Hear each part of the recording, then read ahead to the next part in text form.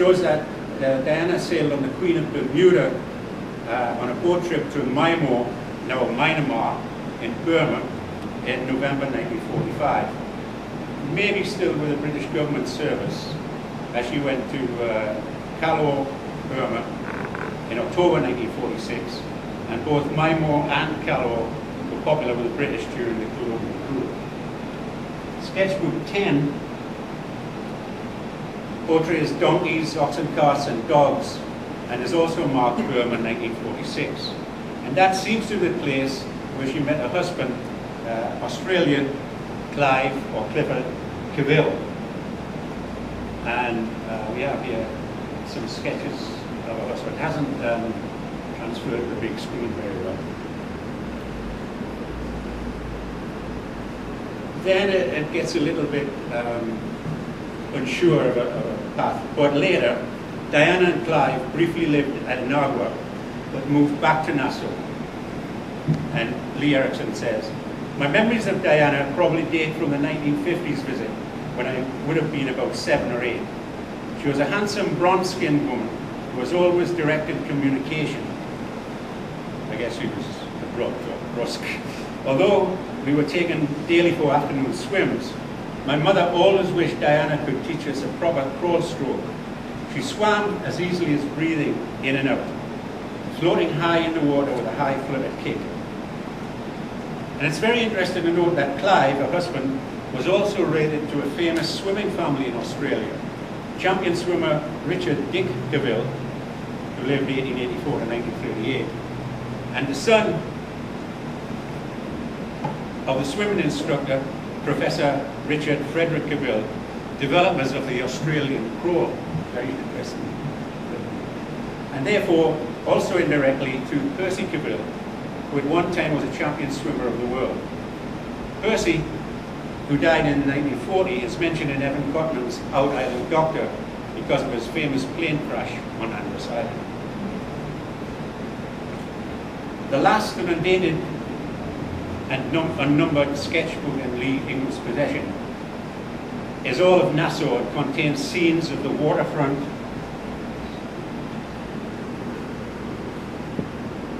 town streets, marketplace, and includes 2 sketches of her husband, which I showed you before. Clive became the, thanks to June for this, Clive became the Director of Public Works in Nassau, temporarily in 1953 and permanently in 1956. The last page includes notes for a record cover and the mock-up for the Nassau site, Nassau shop site. I mean, that's a sentimental piece of work. We all remember that above the Nassau shop, but now it's John Bull and the Nassau shop's gone.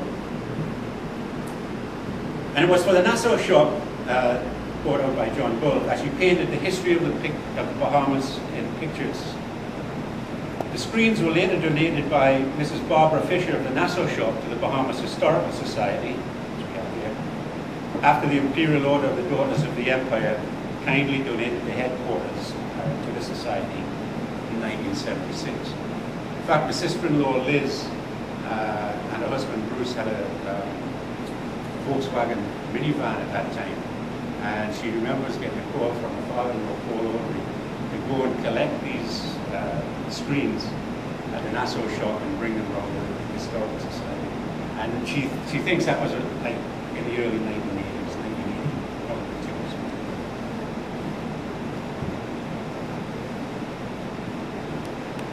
Now, I feel that Diana's History of the Bahamas in Pictures in 1957 is one of the earliest histories written. Before 1900, we had Bahamian histories written by mostly visitors, Old Mixon, Stark, Powells, people like that, Daniel McKinnon. But nothing really till this century. A.T. Bethel's Early Settlers is probably the earliest, 1914. The Tribune Handbook, 1924. And Mary Mosley's The Bahamas Handbook, 1926. Diana's History of the Bahamas in Pictures is 1957. And that is if you notice, there's nothing in the wartime, and so this material at the end here, where did she get that information from? A tribute to her that she managed to do something that nobody had done before. So it predates D. Pegg's short history of Bahamas, 1959, Michael Creighton's history of the Bahamas in 1962, Paul Albury's story of the Bahamas in 1975. And in 1957, when she painted these screens, British history was taught in the school, and Bahamian history was not promoted until 1959 with the inauguration of the Bahamas Historical Society. And of course, the archives followed what, 72 again? It was founded in 1971. 71.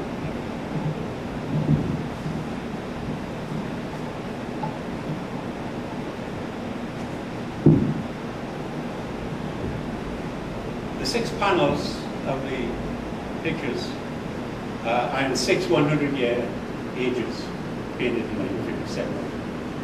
The first screen, the whole screen, is the age of discovery, the lost century, the age of colonization, the age of piracy, the age of emancipation, and the age of development. So, afterwards we want to read the history.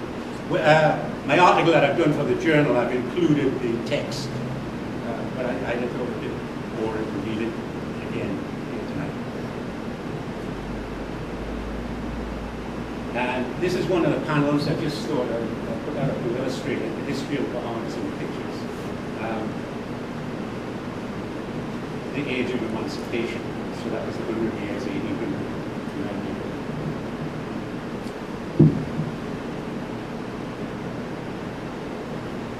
1900.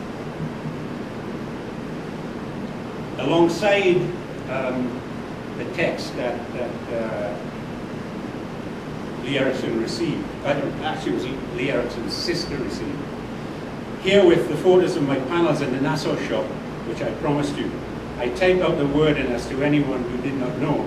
It might be too small to make out clearly, so she copied the picture. After 1957, airline passengers would have witnessed the large painting by Diana on the wall of the arrival section at the Nassau International Airport.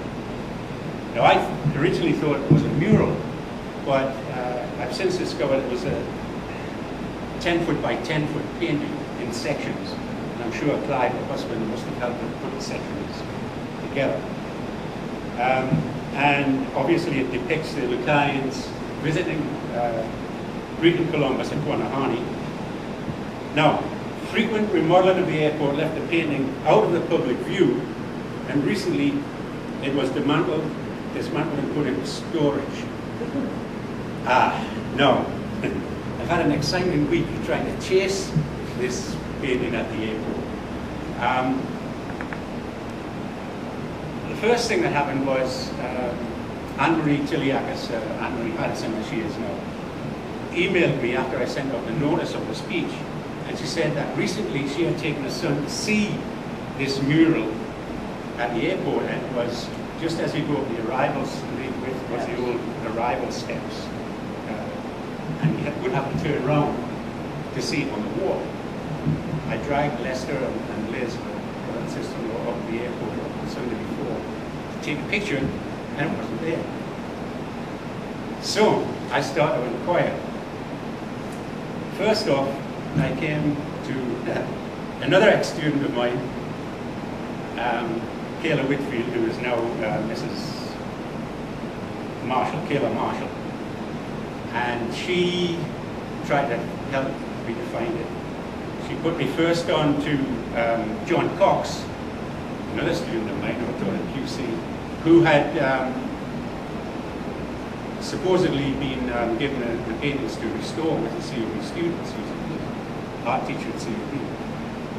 I managed to get John on his cell phone in Miami Airport when he was going to Trinidad. He said, no, he doesn't remember that. I got back to Kayla. She put me on to Debbie Colby, who was Debbie Clinton, who I taught with in CC Sweden. She said that the best person to contact was Idris Reed. I managed to contact Idris Reed. He said that